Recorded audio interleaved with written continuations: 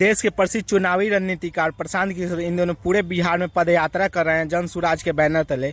और वो गांव गांव में घूम के बता रहे हैं कि हमें किस तरह से लीडर चुनना चाहिए, बिहार के पिछड़ेपन का कारण क्या है, यहाँ का शिक्षा व्यवस्था इतना चौपट क्यों है। वो पूरे बिहार में घूम घूम के बहुत से लोगों से मिल रहे हैं और अपने विचार को रख रहे हैं। क्या वो आगे भविष्य में अपनी पार्टी बनाएंगे? आगे सुनिए प्रशांत किशोर। नेताओं का भाषण लोग सुनते ही रहे।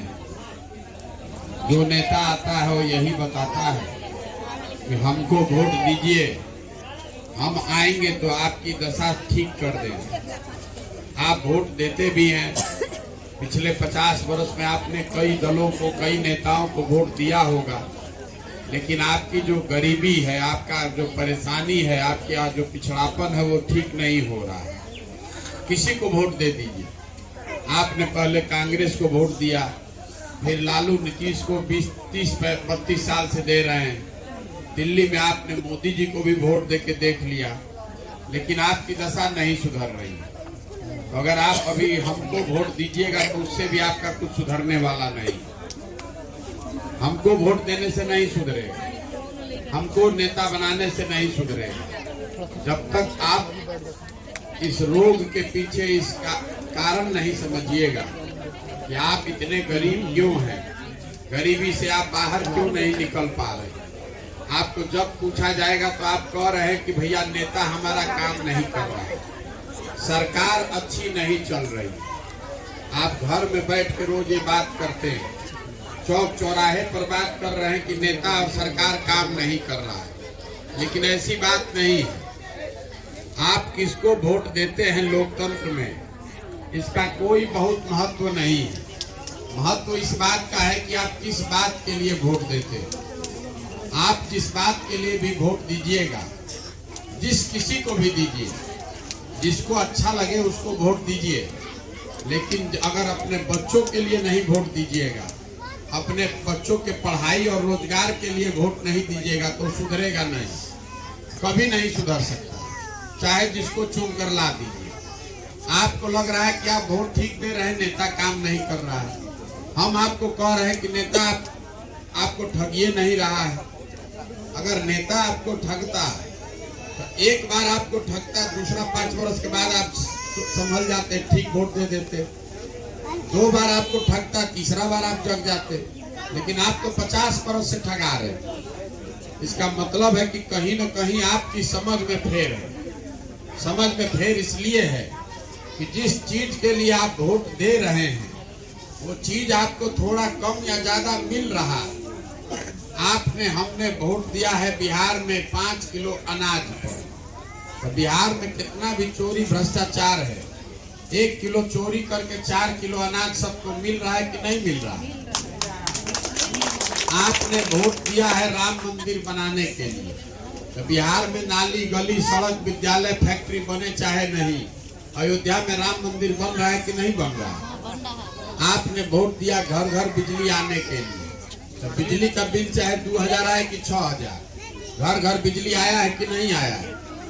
आपने वोट दिया है जाति के नाम पर, तो बिहार में और कुछ बात हो चाहे नहीं, घर घर जात का चर्चा और जात का गिनती हो रहा है कि नहीं हो रहा है। आपने वोट दिया मोदी जी का चेहरा देख, तो आपके बच्चों का चेहरा चाहे मुरझाया है, मोदी जी का चमकता हुआ चेहरा आपको सुबह शाम टीवी में देखने को मिल रहा है कि नहीं मिल रहा है।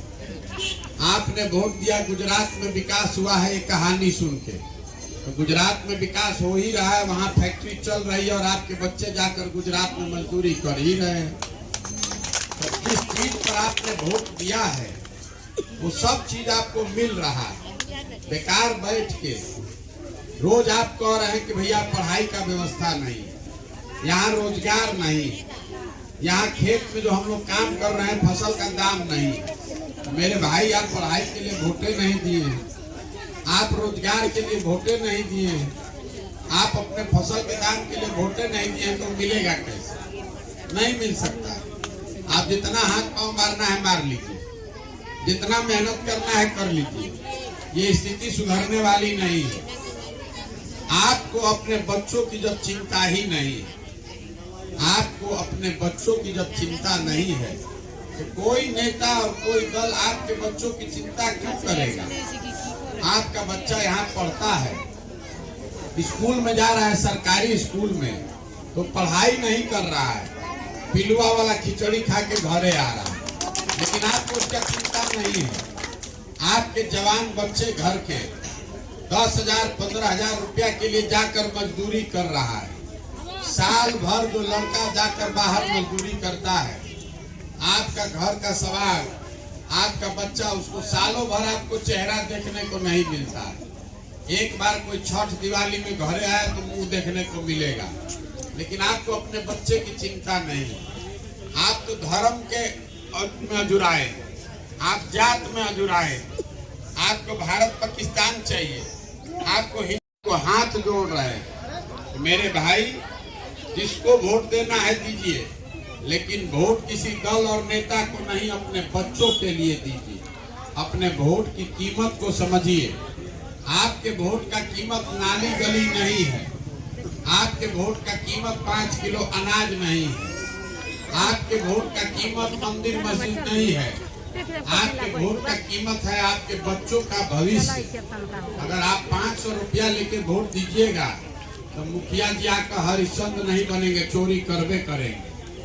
गांव में हम जा रहे कह रहे हैं मुखिया जी बड़ा चोरी करता, 500 रुपया लेके वोट दिए हैं आप, मुर्गा भात खा के वोट दीजिएगा आप, पाउच पी के वोट दीजिएगा आप, तो मुखिया जी चोरी नहीं करेगा तो हरिश्चंद्र बनेगा। तो जब तक आप नहीं सुधरिएगा, अपने बच्चों के लिए आप खड़े नहीं होइएगा, तो जिस नेता को चुनना है चुन दीजिए। आपकी दशा सुधरने वाली नहीं। आप आज से गरीब नहीं हैं, आप आज से नया नया परेशान नहीं है, तो 50 बरस से ऐसे ही दशा में जी रहे। काहे नहीं सुधर रहा है? आप तो सबको जिता के देख लिया। 40 बरस कांग्रेस को देखे, 15 बरस लालू जी को देखे, 17 बरस से नीतीश कुमार है, मोदी जी को आपने जिता लिया, कुछ सुधरा? कुछ नहीं सुधरा। अगर अब आप प्रशांत किशोर को जिताइएगा, अगर आप हमको जिताइएगा, तो हम भी आपका कोई काम नहीं करेंगे, हम भी आपको ठगेंगे। जब तक आप अपनी सरकार नहीं बनाइएगा, अपने बच्चों के लिए नहीं खड़ा होइएगा, तब तक कोई बिहार को सुधार नहीं सकता है। इसका नाम क्या है? जन सुराज। सुराज मतलब सुंदर राज। किसका सुंदर राज? किसी दल का नहीं, जनता का सुंदर राज होना चाहिए। गांधी जी ने, बाबा साहब अम्बेडकर ने आपको आजादी कैसे दिलवाया? गांधी जी आपसे वोट मांगकर देश नहीं आजाद कराया। गांधी जी ने समाज को जगाया, सब लोग खड़े हुए, गांधी जी आगे आगे चले, पीछे से पूरा समाज चला, तब न देश आजाद हुआ। अगर बिहार को गरीबी से, भ्रष्टाचार, बेरोजगारी से आजादी दिलाना चाहते तो सबको लगना पड़ेगा। हर आदमी यही कह रहा है कि कोई आके बिहार के सुधार दीजिए, तो भैया कोई इंग्लैंड से आके बिहार के सुधारने वाला नहीं है। अगर बिहार को सुधारना है आपको इसमें लगना पड़ेगा, क्योंकि ये आज के बच्चों के जिंदगी का सवाल है। समझ में आए इसको अपनाइए, और नहीं समझ में आए तो जिस दल, जिस नेता, जिस जाति में चिपक के वोट दे रहे हैं देते रहिए।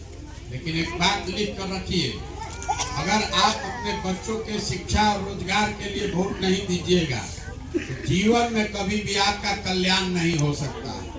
चाहे जीवन भर आपको 5 किलो नहीं 10 किलो अनाज मिलता रहे, चाहे जितना नाली गली सड़क बन जाए, उससे आपकी गरीबी नहीं खत्म होगी।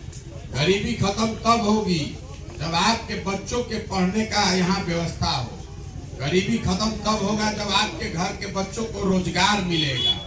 गरीबी खत्म तब होगा जो भूमिहीन है उसको सरकार जमीन देगी।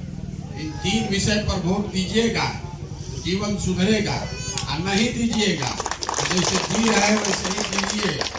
आप लिख कर रखिए कि जिस दुर्दशा में आपका जिंदगी बीता है, आने वाले समय में आपके बच्चों की भी जिंदगी इसी बदहाली और गरीबी में बीतेगी। नहीं तो जगिए अपने लिए, नहीं तो अपने बच्चों के लिए जगिए। उनके लिए शिक्षा की व्यवस्था हो, उनके लिए रोजगार हो, आपके पास जमीन हो, तभी आपका जीवन सुधर सकता है। यही बताने के लिए हम पैदल चल रहे हैं। अपना घर परिवार छोड़ के 7 महीना से हम पैदल चल रहे हैं। अभी 1-1.5 वर्ष चलेंगे। गांव गांव जाकर लोगों को हाथ जोड़ रहे हैं, वोट के लिए नहीं, ये बताने के लिए भैया किस तरह से आप अपने गरीबी से निकल सकते हैं। आप सोचिए समझिए, ठीक लगे तो जुड़िए और न ठीक लगे तो जहाँ है वहाँ रहिए। यही बात कह के मैं अपनी बात खत्म करूंगा। अभी धूप में आप बैठे हुए हैं और मैं आपको ज्यादा देर बैठाना नहीं चाहता हूँ। हमको भी आगे जाना है, अभी 20 किलोमीटर और हमको आज दिन में जाना है, इसलिए आपसे क्षमा भी चाहेंगे। हम लंबा कुछ बोलने की